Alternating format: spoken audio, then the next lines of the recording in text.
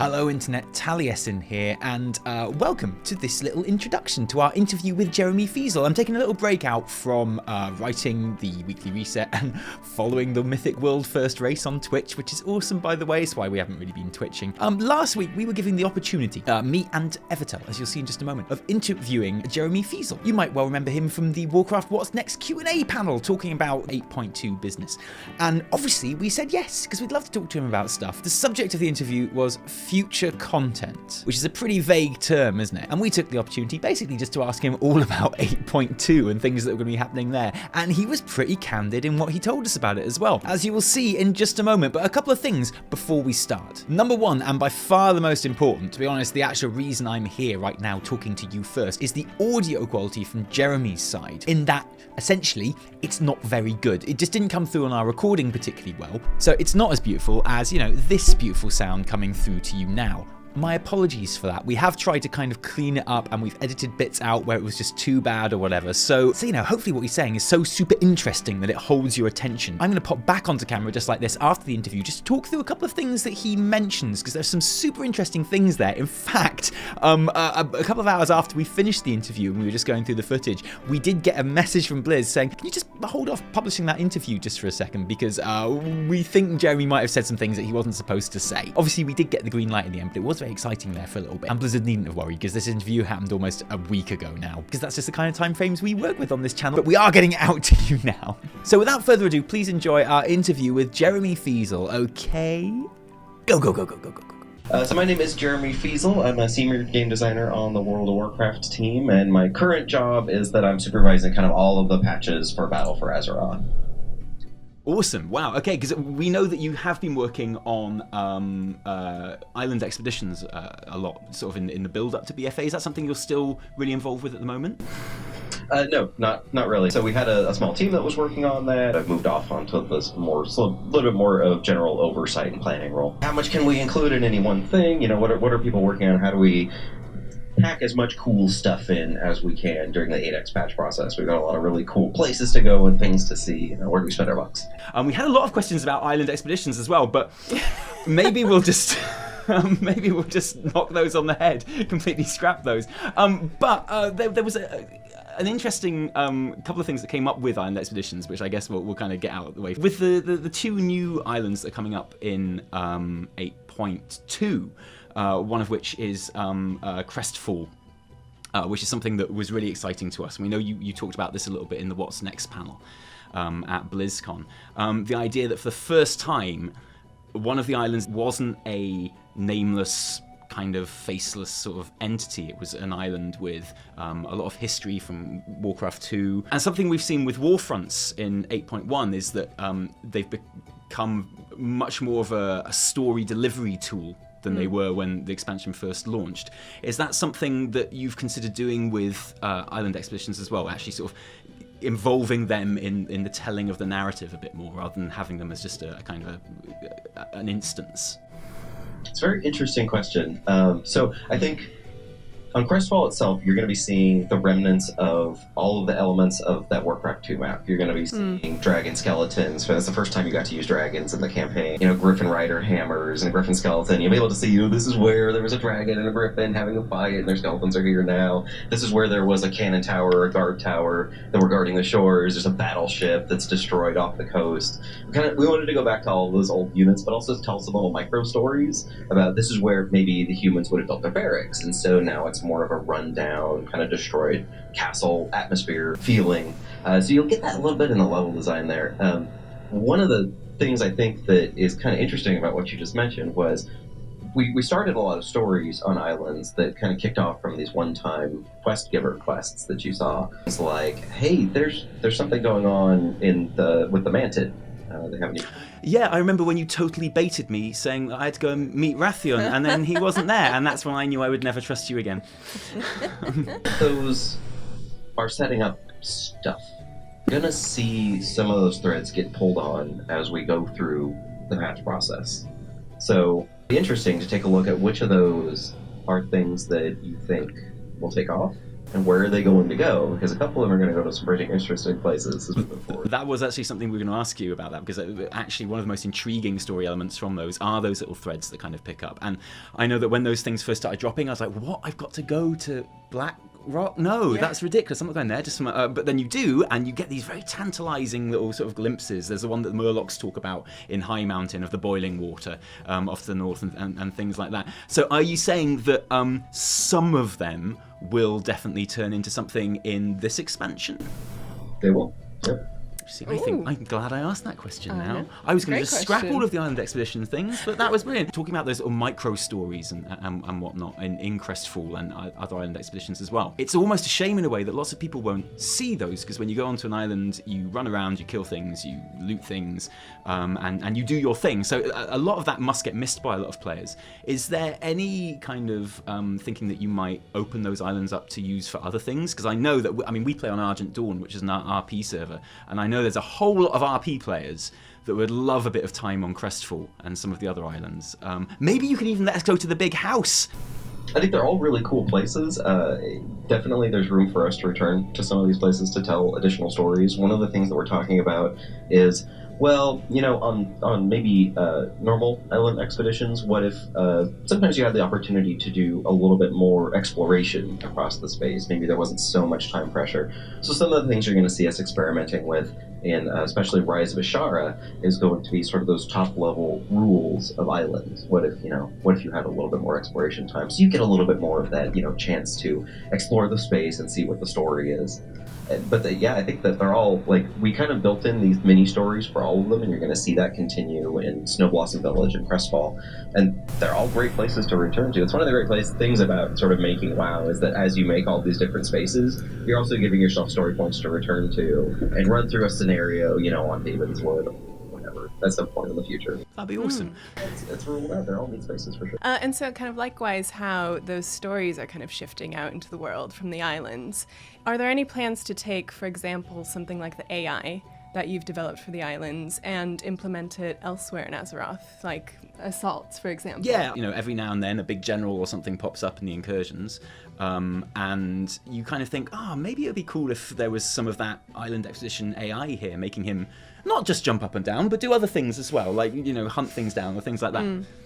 So that's one of the biggest questions that we need to answer, which is the AI system, relatively complicated system. You can do a lot of stuff with it. What are the most impactful things you can do to make it really feel to the player like this is an awesome system that doesn't feel like a regular WoW creature? The first time you're going to see us really start to explore that space is when we introduce the new brawl in 8.15, the Arathi Basin against the AI. This is our opportunity to give the AI metagame battleground strategies.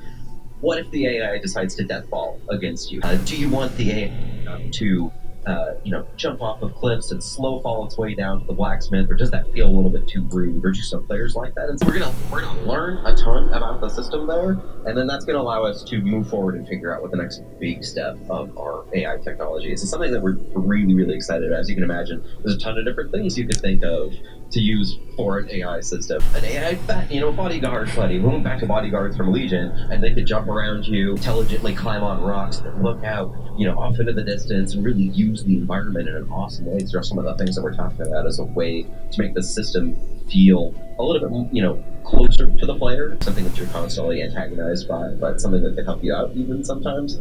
So we had a lot of cool ideas. We had a lot of problems to solve in terms of, I'd say problems, we have a lot of, interesting quirks to deal with when you're building a battleground with the AI. So we're going to learn a lot. I see the day where you land at a flight point, and there's just a whole load of AI camping it to get their 400 item level weapons. They're too self-aware. yeah, totally. Well, it's interesting because I was reading about how they're using kind of, StarCraft as a platform to really explore the potential of AI in gaming. So it's exciting to see that happening, and curious to see how that'll happen. Is there in any Warcraft. overlap from those two systems? Are those teams working together anyway, or is it your guys are completely different, sort of doing their own thing? So we met with the StarCraft and Heroes of the Storm guy when we started to develop our AI system, and they taught us a lot about metagame strategies, but ultimately World of Warcraft is a very, very different game. There's no spending minerals, there's no need to gather Vestige gas, at least not yet.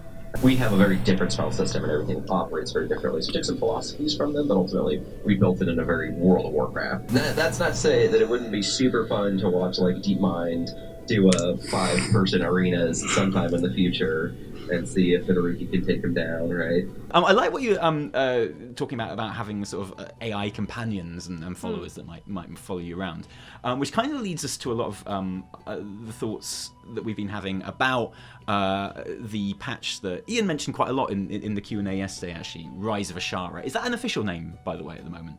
Yes. Ah, awesome, cool, good. We've put it in loads of videos. That's good. And sort of all the whole new kind of zones and elements that will open up there, and it kind of feels at the moment like you have all this incredible exciting stuff happening with Sylvanas and Anduin and Saurfang and Bane and Derek and all of these important lore characters.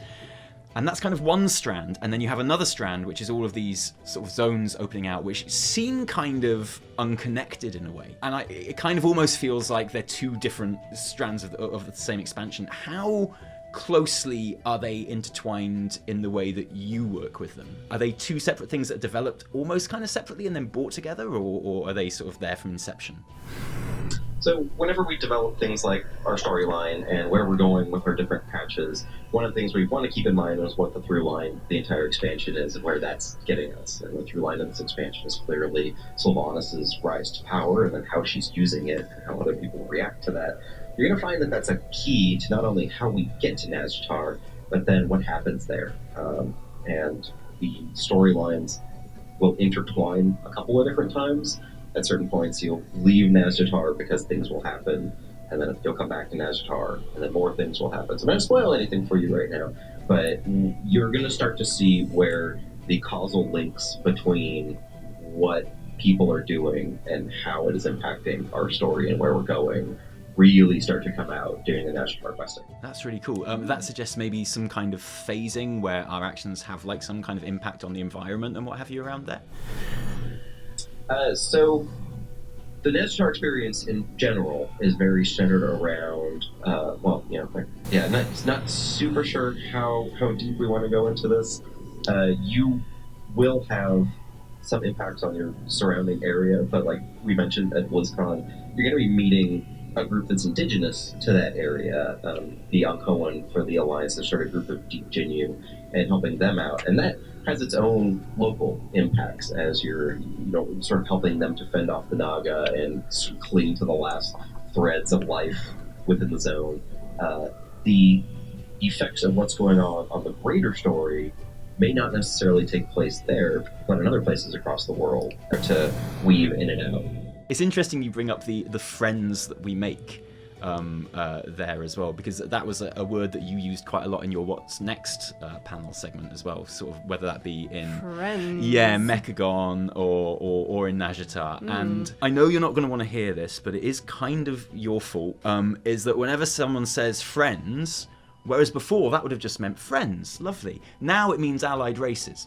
And that's your fault, that's not our fault. Are there plans for more allied races beyond the Zandalari and the Kulturian humans that we know about in the expansion? So we love the allied race system. We think it's a really strong system. We do plan to add more allied races. We don't have anything to announce right now, but yeah, we'll be adding more allied races later. Is it a system that you're thinking about taking beyond BFA and into other expansions? Will it be something which is like just a part of the game from now on? I don't think we have exactly thought, way far out. It's one of those things that you kind of want to keep in your back pocket as a, hey, this is really cool, and we'll add it where it makes sense. Awesome. Cool. And just to stick with 8.2 just for a moment, because one of the really interesting things about BFA, I feel, is how it kind of works from and then expands upon sort of a template that Legion laid down in many ways. It feels like it's very much the expansion that came after Legion. When it comes to 8.2 in that case, it's kind of impossible not to think of it in relation to 7.2, which was criticised at the time it was released for having a lack of content. Ian said that he kind of regrets the way they delivered it and what have you. Why is 8.2 going to be better than 7.2, and why won't it fall into the same traps?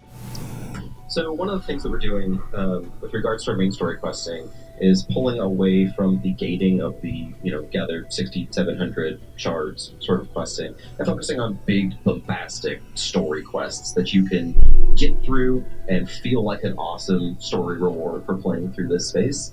But in addition to that, that's a chunk of the team. We also have a significant number of people working on sandbox systems and overworld systems, as well as updated world quest systems across the entire zone. So when you go into Nazjatar and Mechagon, you won't be seeing stuff that you were seeing in Zandalar and Coltiris necessarily. You'll be introduced via big cinematic moments. You unlock your awesome hub, you meet your new friends, and then you've got an awesome brand new bodyguard system where you're leveling up your bodyguard and they're getting additional stories and abilities as you're leveling them up and take them out across the space. You're introduced to a whole new set of world quests that is unlike any of the ones we've done previously, that we feel is an evolution of the world quest system, periodically popping up public events that are something that we're starting to look into that are kind of similar to our Legion Assaults, where it's a pop-up scenario that you can join in on with a whole bunch of people and then finish off out there in the wild, but making it feel like there's sort of stuff happening all over the place. You're leveling up your character's own reputation in Nazjatar, as well as your buddy, and you're doing new stuff. And then alongside that, also focusing on, hey, what were some of the coolest sandbox systems of, say, Timeless Isle? Remember as really cool. Well, every once in a while I would see the shrine out there and I could click on it and, oh, it spawns a little mini event, and I haven't seen that before because it required me to get this rare reagent. So not stuff that you're going to see every day, but stuff that you can come upon over the course of a while playing through the space. We really want to double down on the feeling of this as sort of an exploratory sandbox. As you're out here over the first couple of months, you should be seeing things for the first time, even that far into the expansion pack process. And as your guy's leveling up, he's getting cool new powers, and that's kicking off additional quests that tell you about these new races, so it can feel like you're getting these nice little drips of storyline as you go. And then Mechagon is going almost in an entirely separate direction with regards to how you unlock content there and what that turns into. You can gather all kinds of neat little mini crafting materials across the space, and it has its own localized crafter that you go to that has a whole bunch of cool mechanical rewards on them. If you bring them, a battery and some spare parts and some scraps, the ability to build this particular spider bot and build a spider bot and that kind of. So very different sort of progression schemes that I think you've seen in 8.0 up until now. We're really trying to push our different ways of delivering cool loot and cool story to players in just a whole bunch of different ways. So yeah, it should really feel like a breath of fresh air when it comes to how you're being delivered content and what you're getting over time, compared to sort of the stuff that you've probably been playing up until now. So, kind of speaking of delivering exciting content in new and different ways, I've heard rumors on the internet, I don't know if this is true, but that you're into secrets. Are there going to be any new secrets for us to uncover? This is basically what Evitel lives for in the game, with your secret Discord profile. If I ever said anything, they would be really disappointed in me. Right. I'll take that as a That's no. fair. I think that just means there's no more secrets. No, that's no, it. definitely Make it not. official. No more secrets this expansion. That definitely hasn't planted a seed. Do you have a specific team that is tasked with making those secrets, like the hive mind sort of thing? Like, it's something that people just do in their own time, or? Yep, it's mostly passion projects. Somebody's crazy idea for the hive mind mount, for example, and okay, so let's build in the amount of time it takes to make this because that sounds really cool. But yeah, it just kind of comes up periodically. I think it has to be born of a particular person's passion. You really see that come out in the crazy stuff that our designer Chad Nervig did for the Hive Mind mount. It's bonkers. See, if I was a dev, we'd have 3 Tuskar Islands already by now. You can keep that idea, by the way. We won't charge you for it. Tuskar Island 8.3. We don't want to run out of time with you, so we have got something we wanted to just put you through very, very quickly, because we're fascinated in psychology. So what I thought we'd like to do really quickly with you is just play a very quick word association game. So Cool. yeah, so we'll show you an image and then just ask you to come up with... Without saying their name, come up with the first word or phrase that comes into your head. So this is our example. So if we held this up, I would say, my second favourite person, future wife. There you go. Are you ready? I'm ready. Okay. Excellent. Great. Okay, so We'll start off easy. Vengeance. Oh, nice. Fire. Darkness. Chance.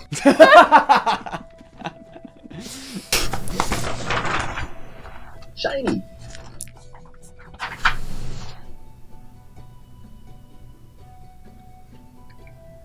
Uncertainty. Okay. Pretty. I could agree with that one. Slimy. Yay! Oh.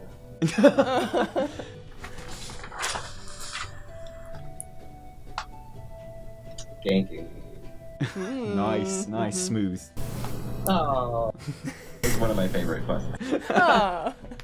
Awesome, thank you. You realise that the internet and message boards would be analysing those reactions for months. Yeah. Did you see how long he paused for that one? Yeah, they'll get one of those like facial recognition technology where did his going eyes on you, go? like Where were mapping they emotion. searching? I just wanted to say thank you for indulging us in that. It's great to watch every week. You guys have awesome energy, and it's always interesting to hear what you're feeling about how World of Warcraft is doing. So thank you, everybody. And there you have it. As you can see, we got a little bit silly there at the end, but I think even that was totally worthwhile doing. Now, some of you might be thinking, oh, Taliesin, you're such a shill. Why didn't you ask him about Azerite armor? Why didn't you basically roll him over the coals about stuff that wasn't finished when the game went live? Why didn't you give him shit about the pig mount? Well, partly because A, the subject of the interview was future content, and B, even if it wasn't, is there anyone who doesn't feel like they know all about Azerite armor at the moment? Like, I feel like the devs have talked to us about that so much that it's not a case of what we do or don't know about it anymore. It's just a case of like how much we dislike it. And I don't see how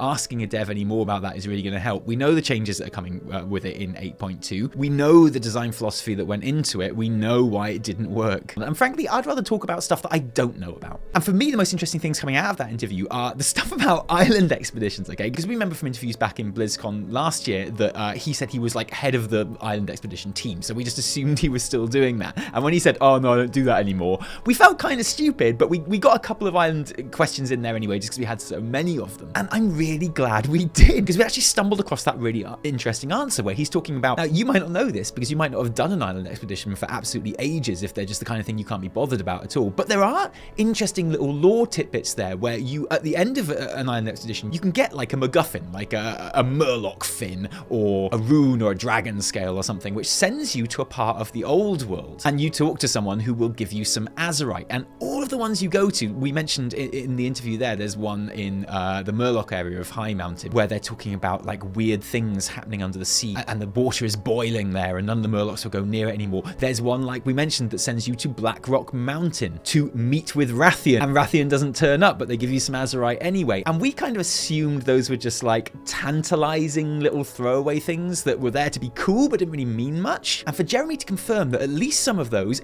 if not all, will lead on to actual things that happen in the game in this expansion, Battle for Azeroth, it's actually really exciting because it makes you think, which ones is he talking about? Now, the Murloc one in High Mountain is the obvious one, because it's quite likely that it could be around that area that Nazjatar appears, I suppose, which could explain a lot of that, but it could be something completely different as well. The most interesting one to think about is that one with Wrathion, because it's not just Wrathion they talk about in that quest line, it's the Dragon Isles as well. After what Jeremy said in this interview, I wouldn't be surprised in the slightest if Wrathion did make some kind of big return in 8.3 or even beyond. And you know what? There's just a tiny little part of me that thinks maybe the Dragon Isles could be a thing this expansion, which is ridiculously exciting to think about. There are other of those quests that you get sent on after island expeditions as well. I'd be really interested to hear which ones you hope are genuine plot points that are going to lead into storyline this expansion.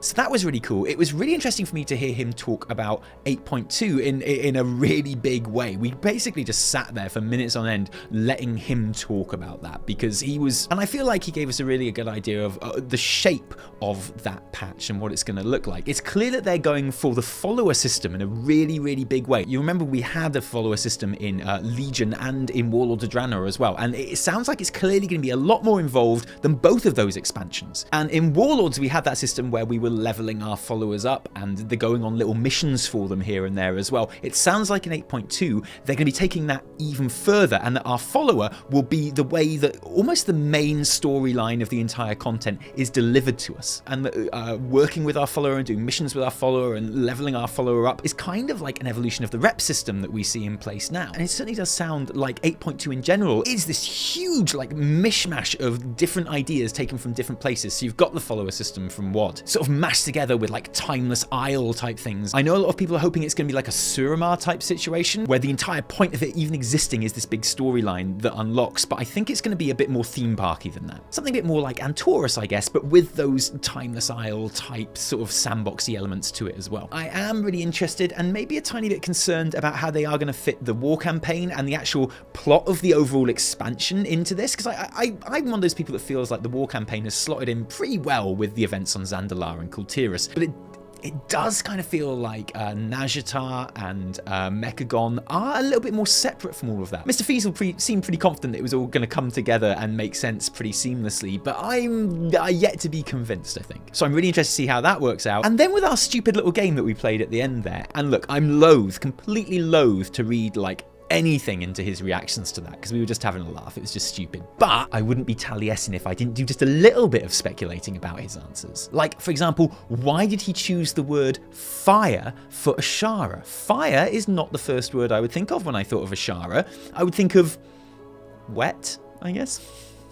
His very sad reaction when we showed him a picture of Saurfang, suggesting that, sorry Saurfang fans, but I don't think he's going to make it to the end of this expansion. Obviously the most interesting reaction though was when we showed him the picture of the Black Empire from Chronicle, because he thought long and hard about what to say about that picture, which is of course exactly the reason we played that sort of game in the first place. And the word he plumped for, uncertainty. What, if anything, can we draw from that? Is it literally that devs have talked about us going to or using the Black Empire in game in some way, but they're just uncertain how to do it and they don't know if they ever will? So the uncertainty is literally around Jeremy Feasel and the dev team when it comes to that? Or could it mean something else? That's another thing I'd love to hear your opinions on in the comments below. So I look forward to reading those. And in the meantime, I'm going to go and finish the next episode of the weekly reset. So I hope you enjoyed that interview. I know for us it was great just to kind of sit down and talk about WoW for a little bit with someone who knows what's coming in a way that we can only imagine. So hopefully you got something out of it too. And thank you for joining us today. If you like this video, don't thank us, thank our patrons who give their actual real life money to make all of these videos happen. And not only that, but when we asked them, gave us loads of ideas for questions we could ask in this interview as well. So extra big thanks to you guys this time around. If you didn't like it,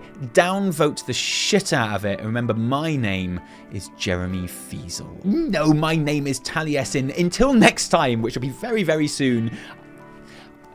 I was faking having a watch on just so I could do... Yeah, I'm not wearing a watch. I don't know why I did that. Until next time, cheerio.